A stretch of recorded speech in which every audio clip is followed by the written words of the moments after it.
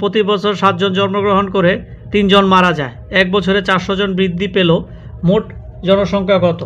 তাহলে হচ্ছে বৃদ্ধি পায়, এখানে কি হচ্ছে আমার 7 জন জন্মগ্রহণ করে 3 জন মারা যায়, তাহলে 7 জন জন্মগ্রহণ করে মোট 3 জন মারা যায়, যেটা মারা যায় সেটা আমার কমে যায়, তাহলে আমার বৃদ্ধি পায় 4%। তাহলে যেটা হবে যে 1 বছরে 400 জন বৃদ্ধি পেল, মোট জনসংখ্যা কত?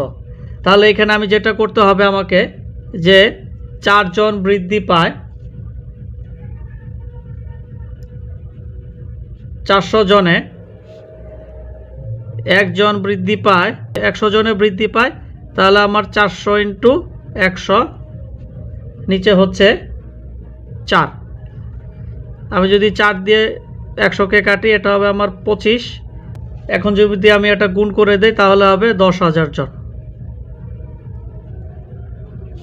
অর্থাৎ মোট লোক সংখ্যা কত? মোট লোক সংখ্যা হবে 10,000 জন। এটা হচ্ছে আমার অ্যান্সার। রহিমের মাসিক 5% হারে বেতন বৃদ্ধি পায়, বেতন বছরে 6,000 টাকা বৃদ্ধি পায়, বৃদ্ধির পূর্বে বেতন কত ছিল?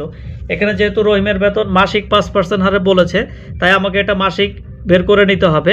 টোটাল টাকা হচ্ছে বেতন বছরে 6,000 টাকা, তাহলে 6,000 টাকা আমি যদি এটাকে 12 মাসে করি, এটা বেতন বছরে 6,000 টাকা, তাহলে আমার এক মাসে আসবে 500 টাকা।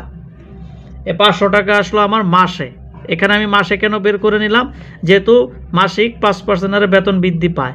এখন আমাকে কি করতে হবে, যে 5% বেতন বৃদ্ধি পায় 500 টাকা, 1% কত বৃদ্ধি পায়?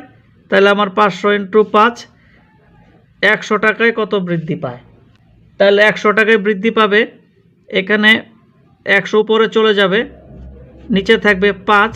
আমি যদি এটা 5 দিয়ে কাটি তাহলে হচ্ছে 5 ইন্টু 100, দ্যাট মিন্স এটা হচ্ছে আমার 10,000 টাকা। অর্থাৎ বৃদ্ধি পূর্বে বেতন কত ছিল? বৃদ্ধি পূর্বে বেতন ছিল 10,000 টাকা। এটা হচ্ছে আমার উত্তর।